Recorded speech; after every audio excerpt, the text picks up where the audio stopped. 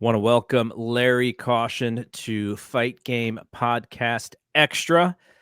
Larry, you kind of ignited a little bit of a fire in the Discord the other day, and you were ahead of the game because now specifically what you said is related to the lead story in the Wrestling Observer newsletter, but not exactly the way that you stated it. And it's the idea that the star ratings, the match ratings, the reviews of specific matches have an impact on driving the performers to try and outdo what was done before, and sometimes to a dangerous degree. Now, I think we all understand that, the idea of topping the last thing, some of that includes some dangerous spots, but Sure. I'd never really heard it from the perspective of, well, the fans and the reviewers or the critiquers or whatever you want to call people who talk about this stuff are implicit in this. And you didn't blame everybody, but you said this kind of culture around the star ratings is a part of it. So I wanted to give you a chance to explain that, and I thought it would be a great conversation for a podcast. So here we are. Yeah, first of all, thanks for having me on. Again, as I stated in the Discord, I'm not trying to blame or, call out one particular person like Dave Meltzer, who we both have a great respect for, who does a great job giving his opinion in his newsletter on what his ratings are for specific matches that he watches. And that's well and fine. But if, you know, I started reading The Observer in 1991. So that a lot of our back history or Oh knowledge or yeah, a lot of comes from that. So I yeah. have a great respect for that. What I'm saying is the Observer has been having match ratings for many years, and it hasn't really, to me, it started off, I was talking about the 5-star scale. And Hmm. the reason why I like 5 stars is because once you reach the 5, it should be enough to me. That's saying this was a maximum enjoyment. We've reached it. Once you start going above and beyond, what is some of the elements that should be included in a match that deserves to go above and beyond? And what I've been seeing a lot is some of these more dangerous elements that really say, okay, we did it this time the first time. Now let's take it a step further to see if we can get that extra star. And again, I'm friends with a lot of people in the business. I work in the hotel business, so a lot of these guys come through the hotels over the Oh yeah. years, and I'm in security, so of course they talk to me, so I've built relationships with different people, and we've had these discussions before. I'm going to take you back, I think 2017, uh Shibata, right? Yes. This is timely because He Shibata just he just wrestled. just wrestled. Yep. I remember it because it was right around WrestleMania season when this happened, because I was around a lot of the guys, and this was a big talking point. Yeah. And we were talking about how that week was going to be a lot of matches all over the place. WrestleMania weekend, everyone was going to be having big time matches all weekend. Some people working 2, 3, 4 matches that weekend, and all trying to put on these 5-star classics. And a lot of the critics would be in town, would be Hmm. trying to seek out those shows, will be trying to go and get their some shine. And I get it. Those young guys, you want to put on your best foot forward. You're trying to get over, trying to make a name for yourself. But also back in Japan, there was a match between Okada and Shibata, and it was fantastic. All of that. But we know about the spot that Yeah. happened that could have basically ended Shibata's career period, and in many ways it has. Hmm. And that match was rated 5 stars in the Observer. You know what I mean? And even though Dave did an excellent write up explaining how dangerous it was and how this could have long term effects, it still was given 5 stars. And that, to me, those are the matches where it didn't need that particular spot. One, but without that spot, would it have still been a tremendous match? Yes. But what put it over the top? Did it dock you points for having that spot in it? Are there other spots that just didn't end up ending in an injury that could have very well been a very catastrophic had it gone just 1 inch to the left or the right? That we see all the time, that we kind of like, it adds to the lore of a match and it increases the star rating and it gets guys over to the point where you're feeling like they're better because they took these great chances. And I think that can be dangerous. I really do. And we've seen multiple examples of guys getting hurt off something simple, but the some guys are trying things that their body just isn't prepared to take. They're trying moves. How many times have we seen Big E do that dive through the ropes with that tackle that it could have ended badly so many times? But the one time it did end badly was overhead belly to belly suplex on the floor where he broke his neck, and he's still not back to this day. Yeah. So who's to say that it wasn't a compound of injuries over time, and it took that one move to just send him over the top? So again, that's where I'm coming from. And do we rate matches higher because of the risk or the story?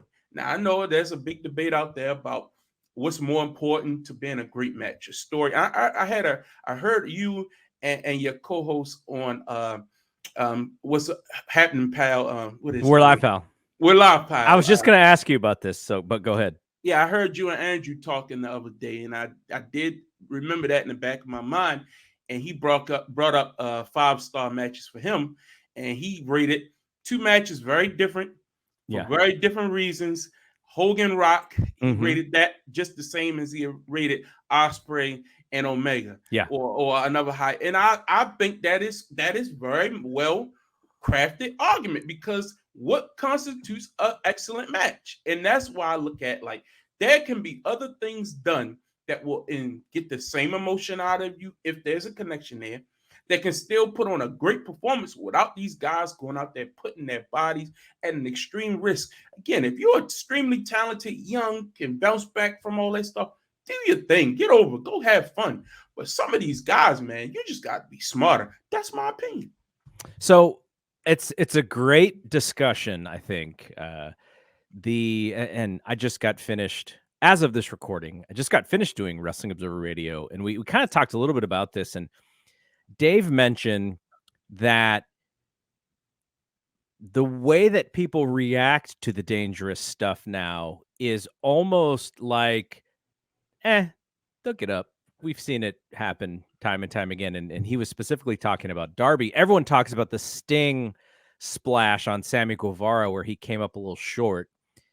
But Darby was doing nutty things throughout that whole match too, and nobody's talking about Darby because it's become so commonplace for guys like Sammy and Darby, Janela when he was doing crazy stuff. And and it just becomes so commonplace where it's not even really special anymore. So the fans' reaction is a bit numb rather than like, oh my God, which is why you do that stuff, right? Is to get that oh my God reaction, which is kind of what you're saying. But I guess the hard part that I was trying to figure out, and a thing that I was trying to comprehend is, and you say, some people in the business, the critic in Dave Meltzer, the business reporter, his rating, you believe, means so much that people will go above and beyond because of how the fans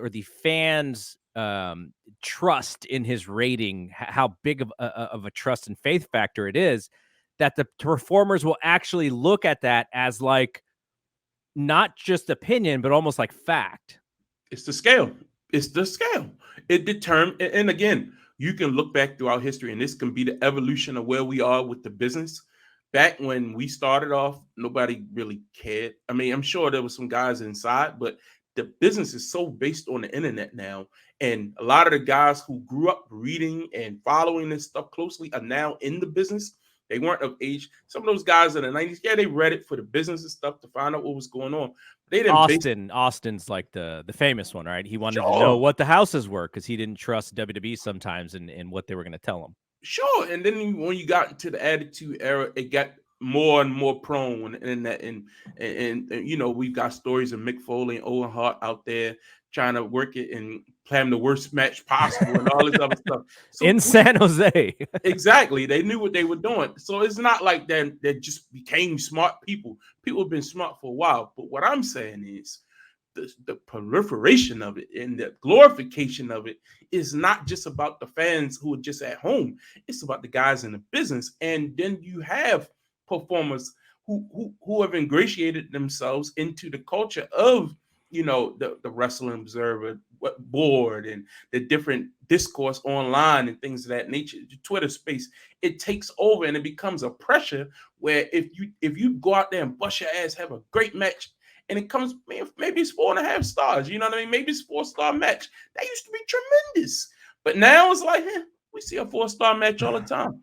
What's 4.5 stars? You know what I mean? Bryan Danielson and Okada just went out there the other night, probably on any other pay-per-view, any other night, probably been the best match on the show. Yeah. Hell of a performance. I looked at it. I was tired. I was wore out from the Will Ospreay, Kenny Omega match. You had to follow that. It didn't register. You know what I mean? Like, I'm sure it was a great match. It was a great match. And that makes me feel bad. Where I'm like, golly, am I worried about the star ratings? And then I read, and I'm like, why are we talking about this? Like, did you enjoy it? Did you have fun? You know what I mean? I'm like, what happened to this business? And again, I'm not trying to sound like the begrudging old man. I'm only 43 years old. I'm just saying, like, look, at some point, we have to hold ourselves accountable for how we are putting so much. And I get it. They're doing it for our entertainment. And as long as we're entertained, it should be enough. But these guys are busting their ass, doing all kinds of crazy spots.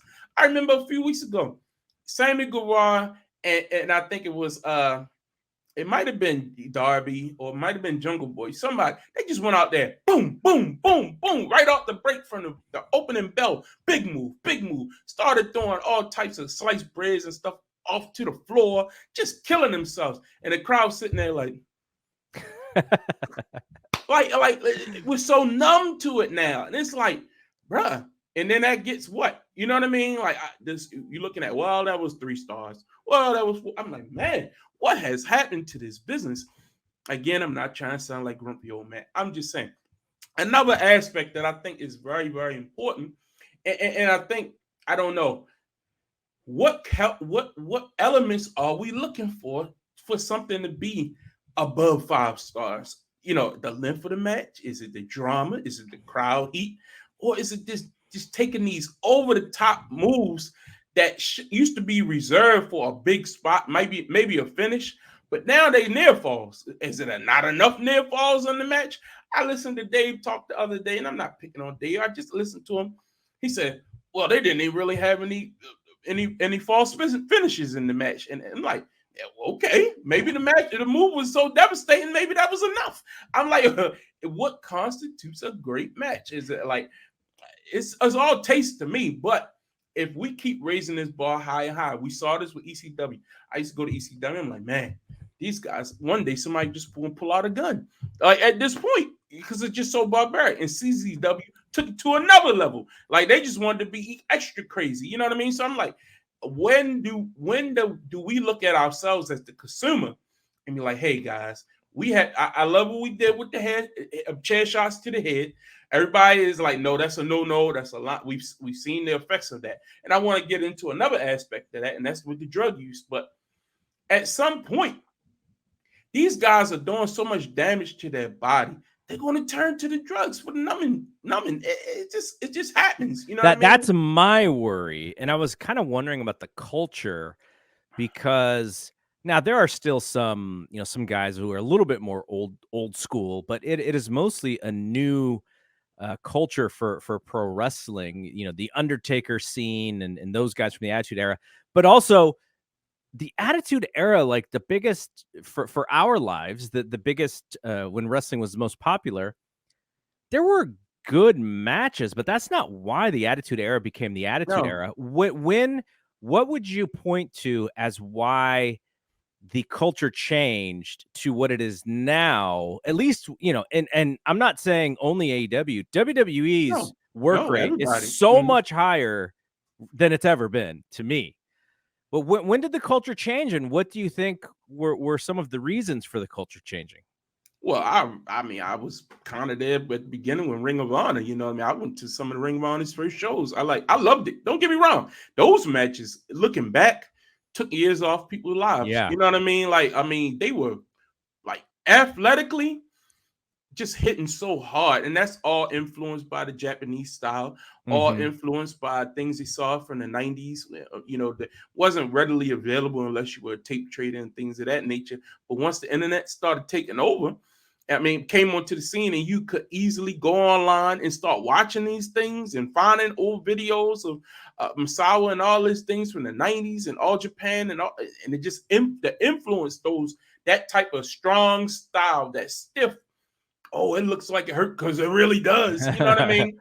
It took over, and then you had everything coming in with your PWG and your Ring of Honor, and even your Impact had some high impact matches, your TNA, I mean, but really Ring of Honor, and then some of those independent companies started, those people became the norm. Remember, like you say, WWF was the only big time show for years because they killed WCW. But Ring of Honor and some of these companies started coming. That's when all those guys started taking over, and you wanted a more fast paced, up tempo, hard hitting, more athletic style with smaller guys who could take that a little bit more, and they didn't have to rely on the drugs. We learned a lot from Chris Benoit, Eddie Guerrero, and things of that nature, that the business did change for the better. But my thing is, the schedule's different today, which might help people recuperate some, but not altogether. I just watched the Chris Candido special on Darkside, and I saw Lance Storm say some good comments, and he said about him taking that power bomb off the top rope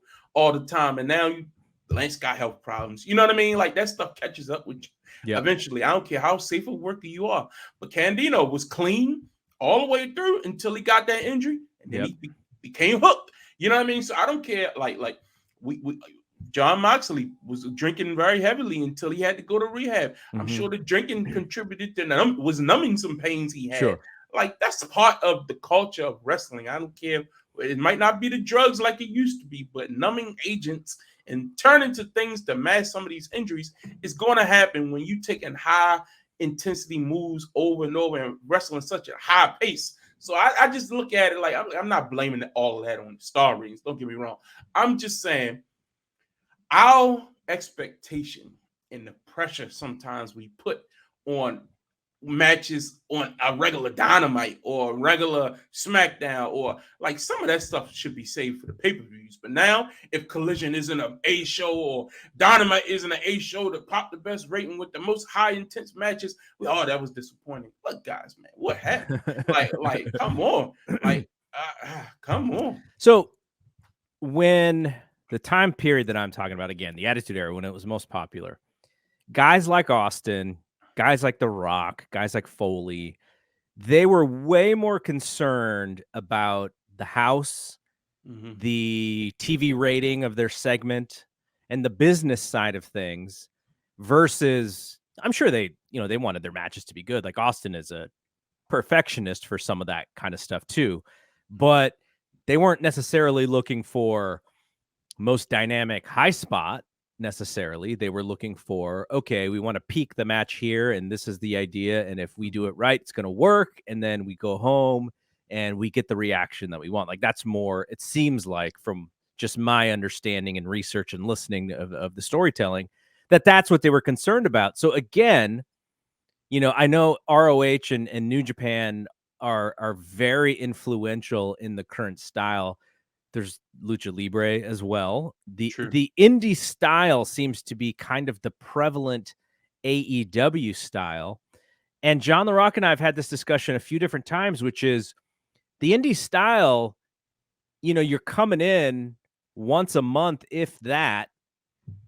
And if you're not the hometown guy, you're the star from, whatever.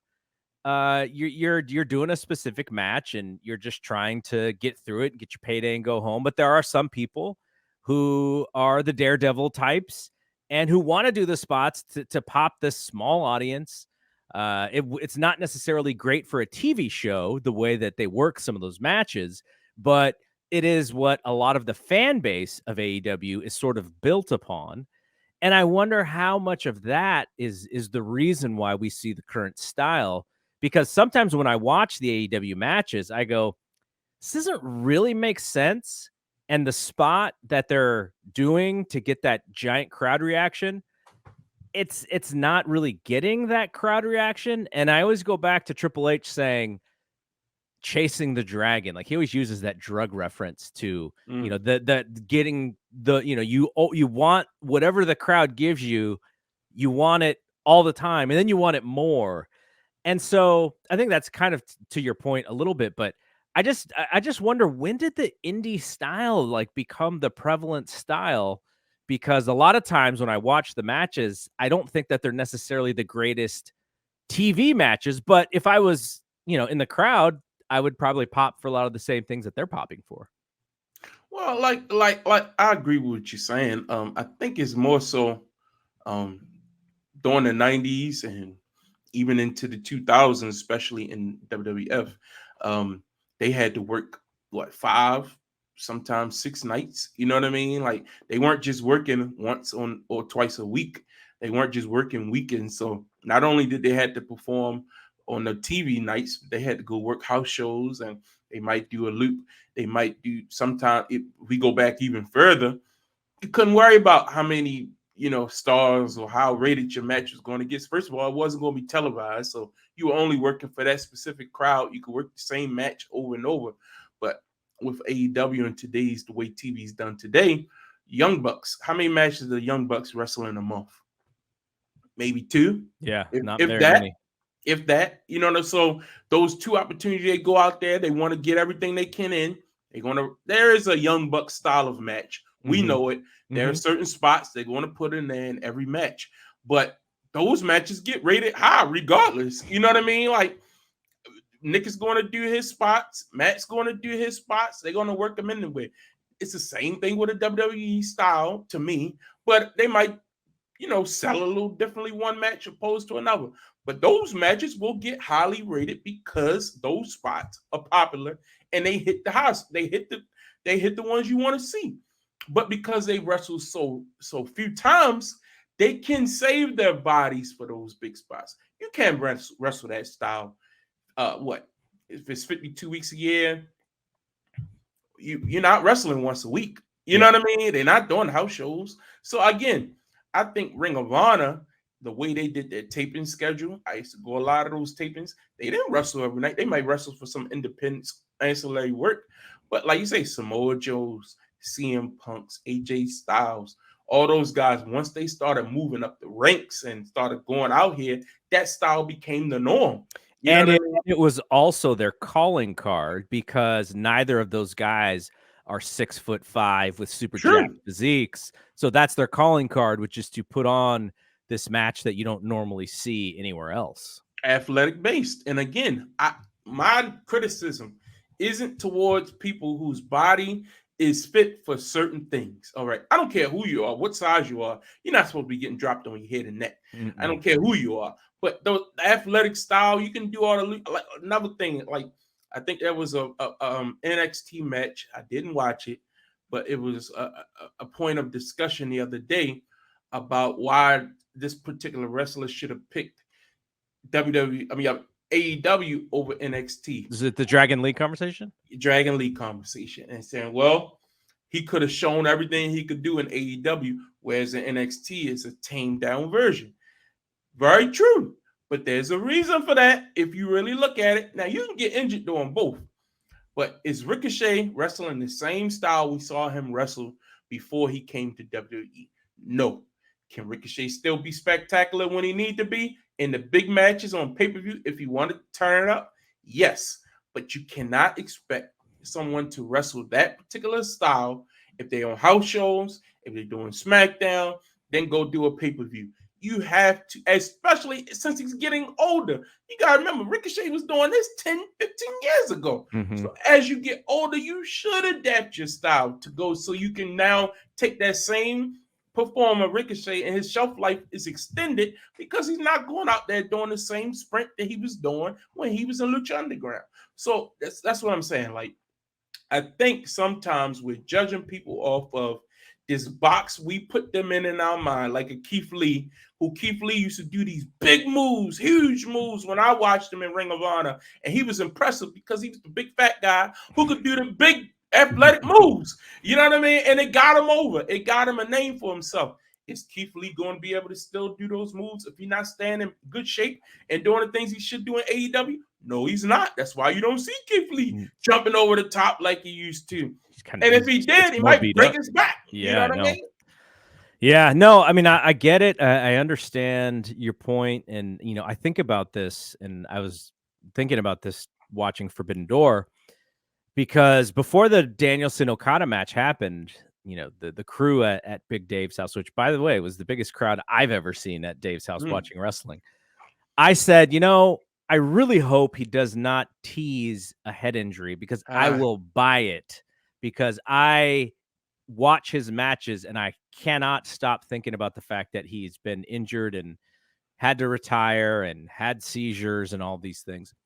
And so I'm watching this match and just thinking like, man, how complicit am I in this guy's, style and his resume of this stuff because he is brilliant, but at the same time, he's one of the most guys who's gotten injured the most seriously in wrestling without being, having to being forced to stop wrestling completely. Nowadays, Sting, Edge, these guys mess up their necks, and previously they would not get cleared, and now somehow they get cleared. Now I know technology, advances. changes and advances and things that they didn't have a lot of information on 15 years ago. Now they do. So I get that part. But, I'm watching this Danielson match and then he fakes the seizure. And that I don't even know this guy has a broken arm. And he spends the last 10 minutes of this match working with a broken arm. And going back to what you said, how complicit are we in that we just saw Cody Rhodes work with a torn pec? And And it rated was high. the most brilliant storytelling I think I saw all year, but it was actually real, right? Mhm. And we commended this guy for doing it. He was, toughing it out and this and that. And so, now you have Bryan Danielson toughing it out with a broken arm for 10 minutes just so they could get to the finish that they wanted to get to. I mean, I agree with you. I agree with you 120%. That was the basis of what I'm talking about. We are rating these matches, and we are giving them extra points for being dangerous. Like I don't know. Are we? That's what I'm saying. Is it unconsciously? Is that what we're doing? Because if Cody didn't have that drama and the actual, he had real pain against Seth Rollins, do you rate that match the same way? And what's funny about that? I really enjoy the realism in Sure. wrestling, but a lot of people don't care. They like to see kind of the movie kind of spots and the not selling, but I rate the realism really highly. And to me, it's like, yeah, I want wrestling to resemble like, a real struggle or a real fight or a real athletic event. But sometimes like the Cody thing, maybe the expectation is, maybe you don't have to be that realistic, Yeah. right? Yeah. Maybe, Yeah. I don't know. No, it's a great discussion and would love to hear folks who are listening to this. And if you have an opinion, GG at fightgamemedia.com, or if you're in the Discord, come through and let us know what you think. But Larry, this was, I like the thought provoking arguments, and I think that's perfect for podcast stuff. So, really appreciate you and your thoughts on that. And I know you're gonna be pretty busy this summer with your stuff. What's going on with you? Well, Big Brother is right around the corner. We're getting ready What do we for got, a month? about a month. So we're doing some preseason podcasts over at Rob Has a Podcast. Check us out.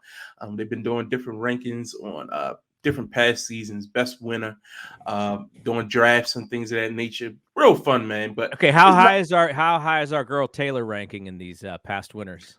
man, it's crazy. Taylor got, because what they're doing is they have 4 people on the panel, and Uh-huh. then you get to draft who you want as your on your team for the best winners of all time, and it's crazy. And it's like it doesn't have to be they were the best player. It's Right. just you want them on your team, and she went third. I was Wow. stunned. I was stunned, but yeah, it's been fun, man. Not a lot on TV these days. The Bear has been really good. Gonna be doing some podcasts on that pretty soon. But other than that, in slow motion. Football season gearing up. Training camp start for the Baltimore Ravens on the 14th. So I'm getting ready for that. Back another year in Ravens, so it is what it is.